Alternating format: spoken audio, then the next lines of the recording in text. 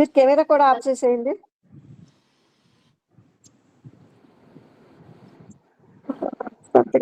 ఇక్కడ కేవలము తన స్వస్వరూపం చేత బోధింపబడే వాక్యానికి అవాంతర వాక్యమని, అలాగే అభేద బోధకం చూసారా, అభేదాన్ని బోధించేదాన్ని ఇక్కడ మహావాక్యం అని పేర్కొంది. అభేద బోధకం వాక్యం మహావాక్యం అంటే అభేదాన్ని బోధించే వాక్యాన్ని మనం ఇక్కడ దానికి ఈ పేరు పెట్టారు, మహావాక్యం అని పేరు పెట్టారు అనమాట. అంటే ఉదాహరణకి మనం చెప్పుకోవాలంటే అహం బ్రహ్మాస్మి అంటాం కదా. అహం అంటే నేను, బ్రహ్మాస్మి అంటే నేను బ్రహ్మమును, ఇది మహావాక్యమే కదా. అలాగే అయమాత్మ బ్రహ్మ అంటే ఈ నీయ ఆత్మయే బ్రహ్మము, అలా తను తాను తెలుసుకుంటాడు అనమాట.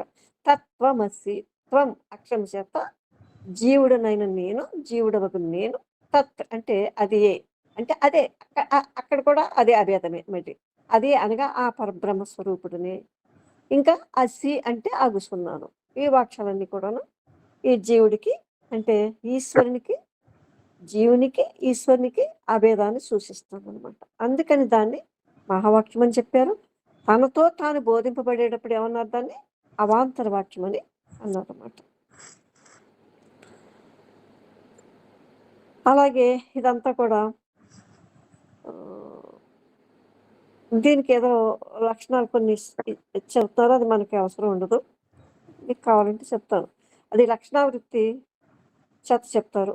లక్షణావృత్తి చేత అంటే ఒక నిరూపణ చేయాలి అనుకున్నప్పుడు ఆ శబ్దం యొక్క అర్థ జ్ఞానాన్ని 2 విధాలుగా మనకు చెప్తారన్నమాట. ఒకటి ఏంటంటే అభిధా వృత్తి అంటే మూలం అనుకోవాలి. అభిధా వృత్తి అంటే శక్తి. ఉదాహరణకి ఒకానొకడు ఒకరితో ఘటమానయ అన్నాడు అనుకోండి, అంటే అనగా ఘటమును తీసుకుని రమ్ము అంటాడు అన్నమాట. ఘటమానయ అంటే ఏంటి అనగా ఘటాన్ని తీసుకుని రమ్మంటాడు అన్నమాట అని చెప్పాడు. ఇందులో ఘట పదానికి శక్తి, ఘట పదానికి శక్తి కంబు గ్రీవాదులు గల వస్తువునందున్నది. అంటే అక్కడ అక్కడ ఆ కొండలో ఏముంది, ఆ కొండ ఎందు ఏదో ఉంది, అక్కడ తీసుకురమ్మన్నాడు అనుకుందాం. ఇక్కడ తీసుకొచ్చేవాడు ఈ రెండో వాడు నన్ను తీసుకుని రమ్మనున్నాడు అనే జ్ఞానం ఉంది కదా, ఇక్కడ తెలుస్తుంది కదా. ఘటాన్ని తీసుకురమ్మంటే తెలిసింది కదా, తీసుకురమ్మంటున్నాడు. అయితే ఇక్కడ ఈ ఘటమానయ అన్నప్పుడు ఆ శబ్దం వినటంతో ఆ కొండను తీసుకుని వస్తాడు అనమాట. అంటే ఇక్కడ శక్తి అనుకున్నప్పుడు దీని వృత్తి ఎలా ఉంది, ఈ పదానికి అర్థబోధ కలుగుతుంది, పూర్ణంగా లేదనమాట. ఇదంతా మనకి ఇది ఒక లక్షణావృత్తి అని చెప్తూ ఉంటారు. ఇది కొంచెం మనం వీళ్ళు చెప్పినప్పుడు మనం సరైన అవగాహన మనకు కావాలి కాబట్టి దీన్ని ఇక్కడ చెప్తున్నారు అనమాట. అంటే ఇక్కడ ఏంటి, శక్తిని ఆశ్రయించేదే శక్తి యొక్క అర్థం. అంటే దానికి వేరుగా ఇంకేది లేదు. ఏ అర్థాన్ని బోధిస్తాడు ఇక్కడ, ఏ అర్థాన్ని బోధించినా అదే శక్తికి కూడా అర్థమే, తీసుకురమ్మన్నాడు అంతే. ఇక్కడ చూసారా, ఇక్కడ మనం ఇంకోటి లక్షణావృత్తులు అంటే ఇలాగే చెప్తారు. ఒకడు ఒక గొల్లవానితో మీ పల్లె ఎక్కడా అని అడిగినప్పుడు వెంటనే వాడు ఏమన్నాడు, గంగాయం ఘోష అంటాడు. గంగాయం ఘోష అన్నప్పుడు ఏమవుతుంది, ఆయన ఏం చెప్పాడు, ఇక్కడ నీ గ్రామం ఎక్కడా అని అడిగితే ఈ గొల్లవాడు ఏం చెప్పాడు, గంగాయం ఘోష అన్నాడు. అంటే ఏంటి, మా పల్లె గంగ ఎందున్నది అని చెప్పాడు.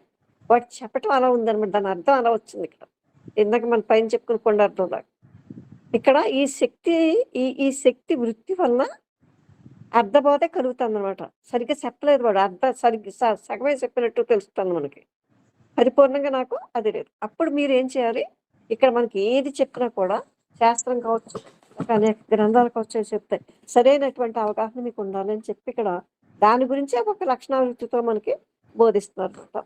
ఎందుకంటే ఇక్కడ గంగా శబ్దానికి అర్థం ఏంటి, జలమనే కదా, ఒక ప్రవాహం అని కదా. ఘోష శబ్దానికి గొల్లపల్లి అని అర్థం ఉంటుందన్నమాట. అయితే ఇక్కడ ఈ ప్రవాహమునందు ఊరుంటుందా, ప్రవహిస్తుంది, నీరు ప్రవహిస్తుంది, ఆడ ఊరుంటుందా, గ్రామం ఉంటుందా అనేది నేను తెలుసుకోవాలి. అంటే మీ సొంత తెలివిని ఉపయోగించాలన్నమాట. ఇది ఏది విన్నా కూడా మీరు అహం బ్రహ్మాస్మి అన్నప్పుడు ఎవరో చెప్పింది కాకుండా మీ స్వయం అనుభూతి ద్వారా మీకు అర్థమైందా? అలా ఉండటం అనేది సంభవిస్తుందనమాట. అంతేకాని ఇక్కడ ప్రవాహం నందు ఊరు ఉండటం సంభవిస్తుందా? అందువల్ల ఇక్కడ శక్తి వృత్తిని ఆశ్రయించి ప్రవాహమునందు ఒక పల్లె ఉన్నదని చెప్పినట్లయితే అది సమంజసం కాదు కదా! అది మనకి తెలియాలి. వినేటప్పుడు సరిగ్గా జాగ్రత్తగా దాని యొక్క తాత్పర్యాన్ని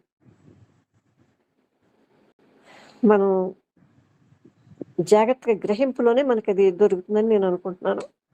ఈ లేదనుకోండి, దాని తాత్పర్యం మనకు తెలియలేదనుకోండి, అది ఒక లక్షణావృత్తి అయిపోతుందనమాట. అంటే గంగ యందు గొల్లపల్లి ఉండటం సంభవింపదు. అంటే గంగా పదానికి అర్థం ఏంటి? గంగా తీరమని అర్థం. వాడేం చెప్పాడు ఇక్కడ మీకు తెలివుండాలి కొంచెం. అదే మనం ఆ సున్నితత్వం ఉన్నప్పుడు తెలివుంటుందనమాట. వాడేం గంగాయం ఘోష అన్నప్పుడు గంగ ఒడ్డున నా ఇల్లుందని చెప్పాడు. అది నాకు తెలియాలి. నాకు తెలియలేదు. వాడు మాట్లాడిన దాన్ని బట్టి ప్రవాహంలో గ్రామం ఉందన్నట్టు చెప్పాడు. చూసారా? ఇది మీ అంతట మీరు తెలుసుకోవాల్సిందే. గంగా తీరమునందు కొల్లపల్లి ఉంది. చూసారా? ఇది సమంజసమే కదా! అది నాకు తెలిసినప్పుడు అనమాట. అందుకని ఈ లక్షణాలు 3 విధాలుగా ఉంటాయి. జగద లక్షణ, అజహ లక్షణ, జగదజహ లక్షణ అని 3 ఉన్నాయి.